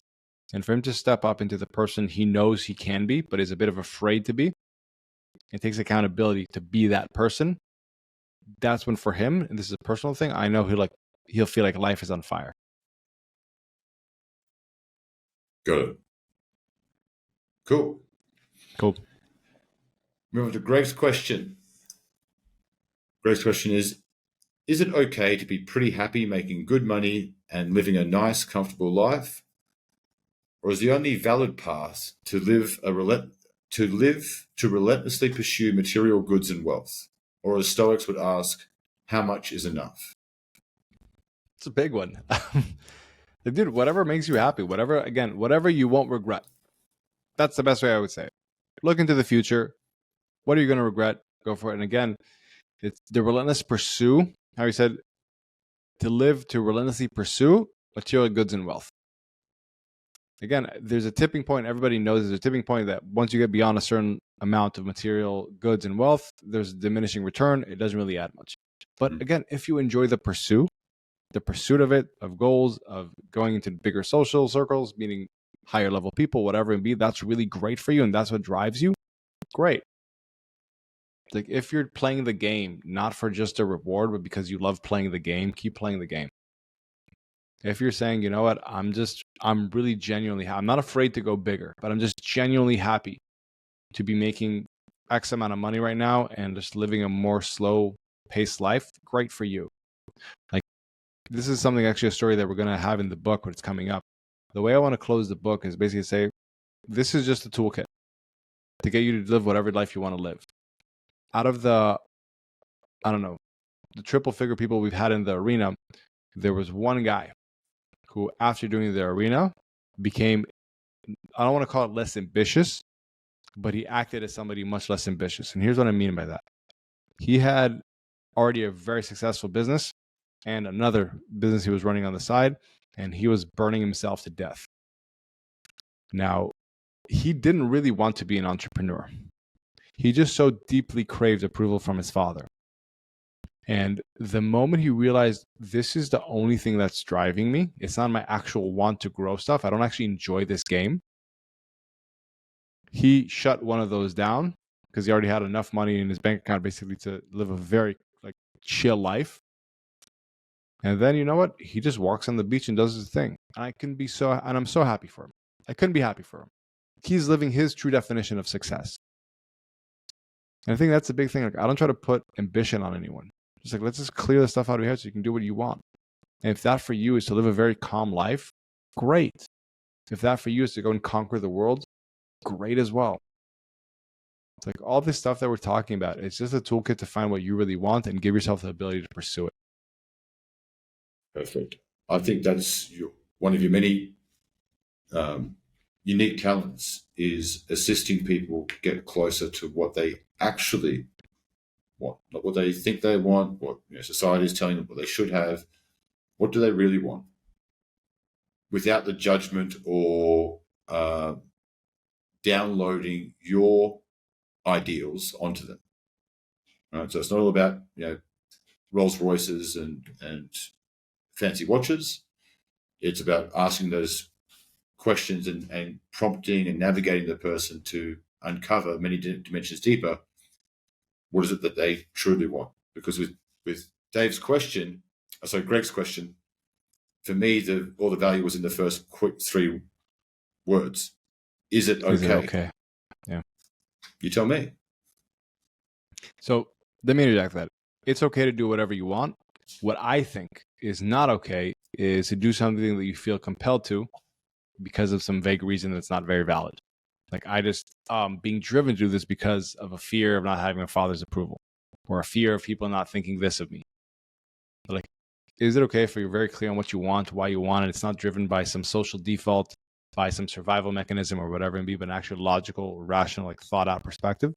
Absolutely. Do you? Yep. So someone who's fully content and fully clear about what they value might not ask the question in that way, and there's likely to be some internal conflict, confusion that they're grappling with. Because I wouldn't ask you the question, Idema, is it okay that I walk down the street and beat up an old lady? I think we're both on the same page. It's probably not a good thing to do. So if I'm asking a question, is it okay? What I'm really trying to explore is to navigate my own emotions, thoughts, perspectives. That could be a possibility. What could also be a possibility for Greg is that he's asking permission. He could be, like, to just be very, very blunt, he could be seeing me as somebody who's an authority in this field, and he's asking in a way for permission. He's like, oh, if Idemar says it's okay for me to just like enjoy life, then I guess that's okay, because he's someone that I see as an elite performer. He's coached a lot of elite performers. I think I'm supposed to be an elite performer, but if he tells me it's okay, then now I have permission to, oh, fuck, I don't need to do that. And a lot of the questions that we ask are just, we're asking for permission. After you give that permission, you go, yeah, yes, Dave, it's okay. Oh, sorry, Greg, it's okay. Does that really where the coaching role starts? Was like, okay, Idemar to give permission is one thing, but helping Greg give Greg permission is where the real work is. Yes and no. Sometimes that's all that's required. Like what I talked about example earlier. Sometimes these entrepreneurs will have a conversation with their father and be like, hey, this is how much we're doing right now. I feel a bit uncomfortable with it because like you and mom always were trying to be very humble, like how you brought us up, but now I'm succeeding so much. And just to hear their father say, oh, I think it's awesome what you're doing. Like keep doing it. If there's any way I can support you, like I love you. It's amazing. I'm so proud of you. Like they usually shed a tear or two. And then just that permission frees them. Okay. Sometimes that's the only work that's required, just to like give yourself, by having somebody else, whatever it is, that sense of permission. Awesome. That's a great answer. Thank you. Okay, Steve's question. It seems that problems or personal issues are never fixed, but re-emerge in different ways. For example, I have overcome apathy and fear, at least temporarily, to have some success in ultramarathons, school, and business. However, the same problems come back in a different guise, making me think that I never really changed fundamentally, but covered up fear with bravado or apathy with a false enthusiasm. What say you? I think this is what I talked about, how Shane Parrish's model about the 3 week, 3 day, 3 week, 3 month, 3 year problem. So here's the example. If I have a hesitation around doing something in school, around schoolwork, and I say, okay, this is my issue here, and then I'm over to become that specific issue of why am I not doing this project? Figure out a way to do this project. Great. You solve that. But then it's going to come up a way, in a new way, down the road when you're dealing with something else. It's a new business you're venturing. But if you got to the root cause of it and really drill down, like what is going on with this project in school? Why am I having resistance to do it? What is my fear here if it doesn't go well? Whatever it may be. What is my fear here if I do things that don't go well? What will that mean about me? What will that mean about my life? And if you can get down to that root level of it and chop it up, basically, that's when it doesn't affect you elsewhere as well. And I think that's a approach a lot of people that's a approach a lot of people take in business. So like, how can we get to the root of this issue so it doesn't happen again? But they don't take into themselves personally, saying, what's the root of my issues? Yes. How can I drill down into that so it doesn't pop up in a different way a couple years down the road? And like Steve, that's probably what's going on. You probably solve these things in a very surface level way that helps you just move past that specific thing, but you didn't get down to the root of why is this thing affecting me in such a way?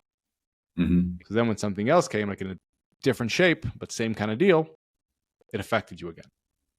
And that's what you got to do. You got to get to the root of what's causing you to feel these ways that cause you that resistance from doing these specific things, and really uproot that, because then it's going to have a ripple effect everywhere else in life. How frequently do you see that in, let's say, the entrepreneurial community? Is there a trend, and I'll front load this question with, say, trauma.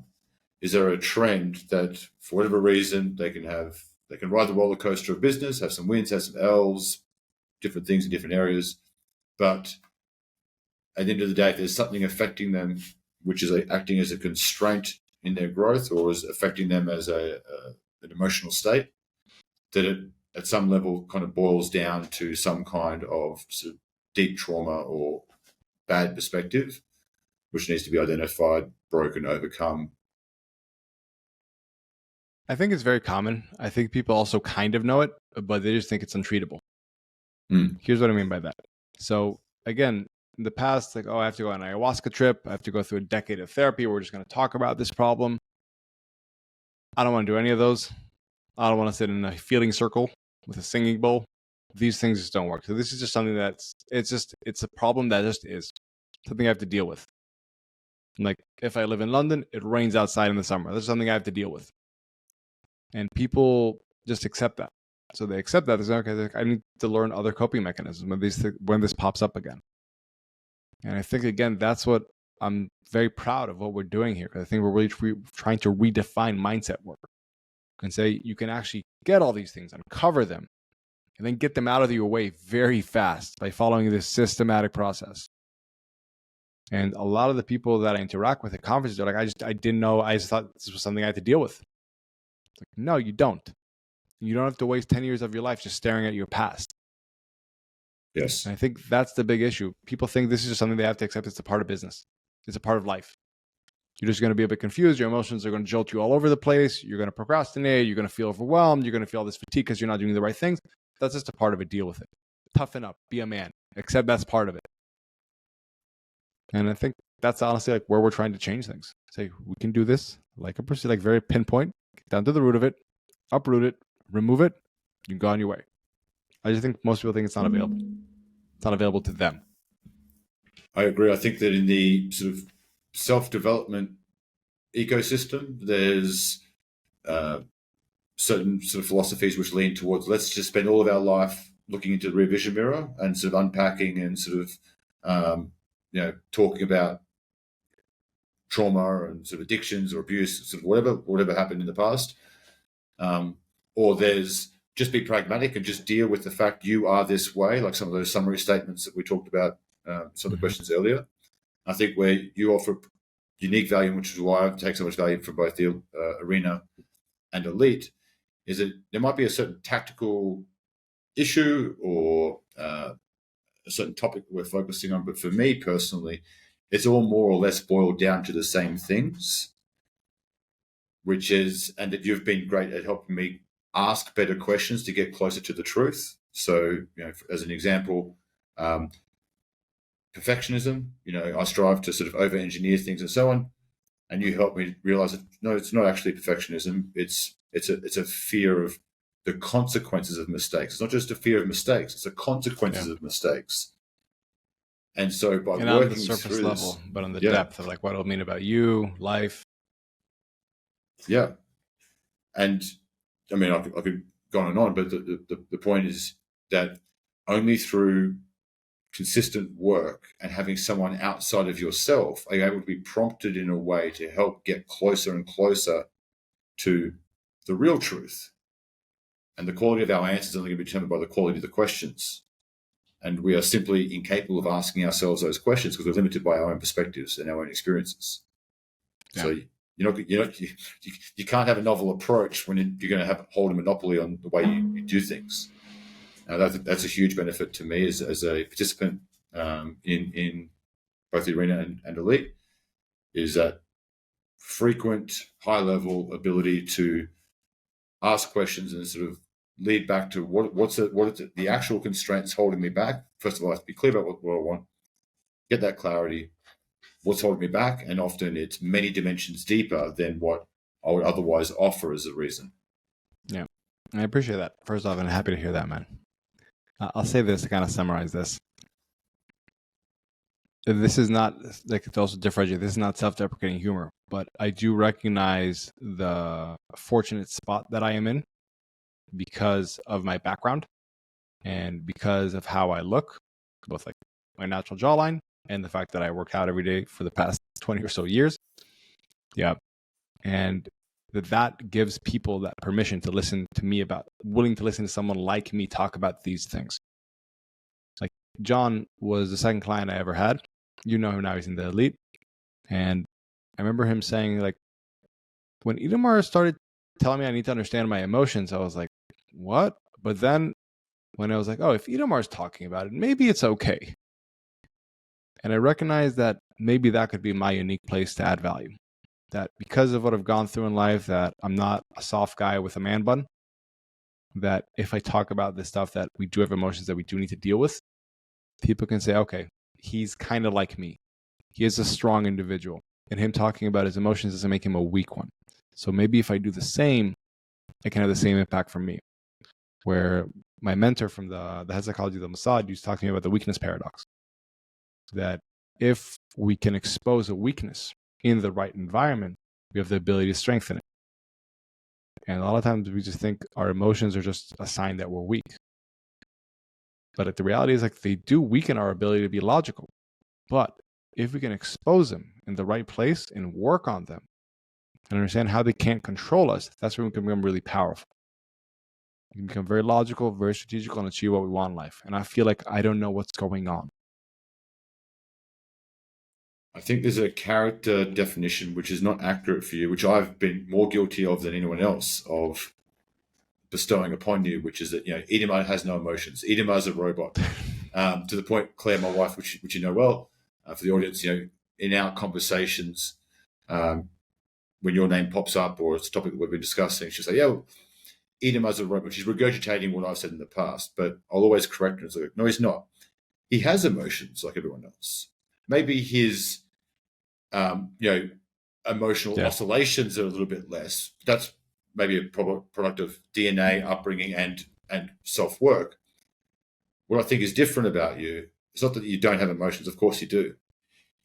I think, it maybe correct me if my assessment's wrong, what you don't do is that you don't allow those emotions to be permanent constraints, and you don't give in to the emotions. So it's not that, hey, this feels bad, therefore I'm just not going to do it. No, this feels bad, I'm going to do the thing that I need to do despite not feeling confident or whatever. And that you also don't take those emotional states as being these personal, like these permanent afflictions that you must deal with. So no, we can overcome this and move forwards. It's optional to hang on to that, trauma or sort of baggage. And I think that's really, really helpful because it's an uncommon characteristic, and it's what helps you provide so much value to other people. And something which I definitely encourage other entrepreneurs who are struggling with other roadblocks or constraints in their business to engage with, because it's provided massive value to me and to all the other participants in the groups. So it's really helpful for you to know that you're not a robot. I know you feel feelings. That. You just don't give into those feelings, and you work through them in a very, very efficient way. And I think, first of all, I do think I'm less on the emotive spectrum than most. Otherwise, I think if that wasn't true, it'd be very difficult for me to do what I do, to be able to detach. Now, with that said, I think the reason I'm also doing this is because I would keep hitting so many walls. I had an innate desire to be excellent. I always wanted to go for the big things, within special forces, playing basketball as a kid, jiu-jitsu, whatever it may be. And I'd speak about this openly, that I would hit limitations or just get in my own head, and I would fail in the big moments. And because I was like, I still want to be great, I had to figure this thing out. I would have preferred if I didn't have to. You know what I mean? If this was a non-issue, that would have been much easier, much simpler. I was recognized, this is just a part of the equation that I couldn't ignore. And from what I'm seeing, a lot of people, even if they quote unquote can ignore it, they'll see much better results if they don't. And that's just what it is. Awesome, man. Well, that's the end of our questions. Apart from this, no, I take it back. We have one more question, which is, what are your favorite / most impactful books? So that maybe, what are your most favorite books because they're the most impactful? So I'll do it like a quick one like we did last time. Principles by Ray Dalio was really impactful. I remember the middle of the workout, I was listening to an Audible, and he said that something along the lines as that accepting your weaknesses isn't the same as surrendering to them. It's the first step in overcoming them. And I was like, ooh, that hit deep. Yeah. Because it was such a higher level of thought than just push through whatever you got to push through.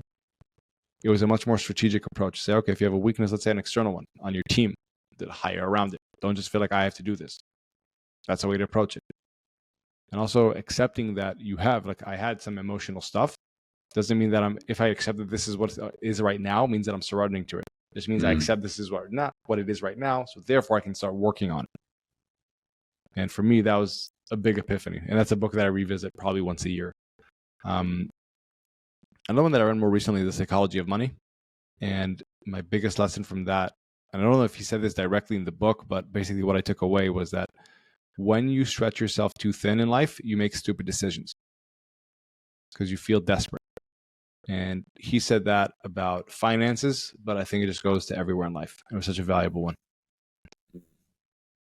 The big one, this is a book that we received as a present when we graduated the undercover agent course in the agency, is Gates of Fire. So Gates of Fire is basically the story, if you ever saw the movie 300, it's the real story behind it. Okay. And it's a much, much deeper story. It's not just, action, war, but it talks a lot about like the way we were given it. We were described, this is how we believe the warrior ethos should be. And it absolutely talks about toughness and what's required and the hard things that need to get done. But what was also, for me, a very interesting thing to see was that they talked about how after the hard things, you still have to make peace with who you are. You're a different version of yourself in different arenas. Like in that book, they talk about how a man each had, I think they called it a stick. And before you go into combat, you break the stick. And you leave it basically so they can recognize afterwards who came back and who didn't when you complete your stick. But they were saying that when you break that off, you also break off the more nice human version of yourself. All the part that knows loving, that knows tenderness, that knows care, empathy, all that. And you leave that behind when you go to war. But a big part of the symbolism is that when you come back from war, you attach it again. And for me, that was a big lesson as far as recognizing I need to show up in different ways in different parts of my life. And being able to understand that and have the whereabouts to say, I'm not just going to be this person, I'm just a warrior or whatever it may be, but this is who I am in this arena, this is who I am in this arena, and to be able to make those kind of changes. For me, that was very, very impactful as a way to think about things. That's cool. So those three is recap: Principles by Ray Dalio, that accepting weaknesses is not the same as surrendering to them. I think that's really powerful. It's the first step in overcoming them. Yeah. Principles of money, that you basically, when you're stretched thin, that's when you're most likely to make dumb decisions. Mm-hmm. It's people who are on welfare that buy lottery tickets and go to the casino. So if we're in business and we're about to make a big Hail Mary decision, this could be make or break. And it's super risky, and I'm also stretched really thin right now. Okay, is there a correlation between those two things? Am I more likely to say yes to the Hail Mary because I'm stretched so thin? And Gates of Fire is recognizing that we have different parts of our personality, different versions of ourselves, and that it's okay to step into those in the various arenas of life that we find ourselves. I would say it's necessary to be at your best. If you're trying to go to war and trying to be warm and kind at the same time, it's not going to work. Mm-hmm. So it's like, it's not that it's okay. I think it's necessary to understand where are you right now? Which part of you are you putting out? Yeah. Awesome. Cool. All right. So we wrapped that one. That was, I think, the longest podcast we ever did by far. Yep. So I want to say thank you for sticking on, Alex. I hope this was valuable for you guys. It was a unique thing we're doing just for episode 50. Next week, we'll be back to a regular podcast, breaking down case studies, giving you actionable tactics. This entrepreneur was here. Now they're there. And that's it. Aside from that, if you enjoyed the pod and you know anybody that could get value from it, like another entrepreneur who's ambitious, is driven, but is getting in their own way, and you could share this with them, we'd greatly appreciate it. Aside from that, thank you, Alex, and everybody have a great rest of your day. Bye, guys. Bye.